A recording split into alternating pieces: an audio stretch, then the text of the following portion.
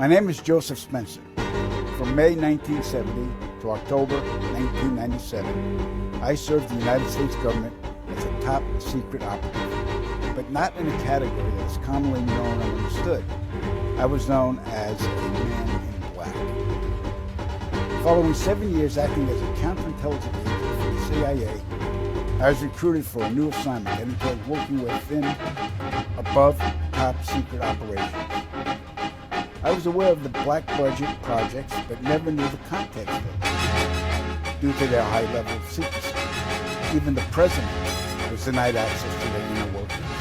Annually, billions of dollars are poured into black projects, which operate without any supervision or intrusion. They have full autonomy.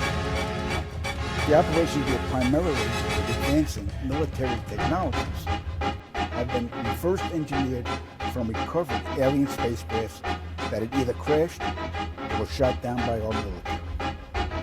The public, sadly, will never, ever have knowledge of these operations. This transition in my life happened in 1970. The senior black project director was William T. Latham, who had worked under CIA Executive Director Richard Schlesinger. Latham stated that I was a perfect candidate for my new position. I was a foster child, and I had no connections to existing relatives. I had no friends or social life. It was easy for them to erase my past and provide me with a new identity. I gave myself to them as a priest would to his God. But first, my mind had to be reversed. I was injected with various forms of mind-altering drugs, LSD, heroin, mesodium, pentothal, and more. Drug-induced hypnosis followed with antegrade and retrograde amnesia. The goal was to program me to do two things: kill and forget. After 9 months of programming, I had become a man in black. What I later discovered was that not all the men in black were human. About a third were alien hybrids. Their distinctive feature was the absence of whites in their eyes, giving the impression of empty eye sockets. This unsettled me, and it took months to adjust to the reality of alien integration. My assignments largely dealt with UFO sightings and crash sites. In August of 1971, I witnessed my first UFO crash site just north of Edwards Air Force Base in California. Inside the craft were 3 gray humanoids, 2 dead, 1 still alive. Also in the craft was a human. A good majority of the victims were ufologists and whistleblowers. Among the ufologists I personally silenced were Paul William Cooper, Milton DeGay, Claude Monroe, Anthony Vargas, and noted documentarian Samantha Willis. So they stuffed out the documentarian. Yep. In 1954, Dwight Eisenhower signed what's known as the Granada Treaty with the alien gray race. In exchange for shared alien technologies, the Greys were allowed to abduct a number of humans annually for medical examination. The Greys also demanded anonymity from the public. A short time later, human technology took a giant leap forward with circuit chips, fiber optics, and lasers. The Granada Treaty is still active today, but the number now, the really interesting part. Every year, at least 8 million children go missing in the world. I can attest that 1/3 of them are abducted by government operatives and transported to any one of the 1,477 underground military installations on the planet, then imprisoned for the remainder of their lives. The children are subjected to biological and genetic experiments, dissections, mutilations, performed not by human scientists, but an alien gray species. During my stay at the Vanguard Underground Base north of Phoenix, Arizona, I witnessed many of these procedures. Because there's no form of anesthesia administered to the young patients, the halls reverberated with the screams of tortured children from morning to evening. The ones that perished were incinerated in the installation's crematorium. Get ready for this.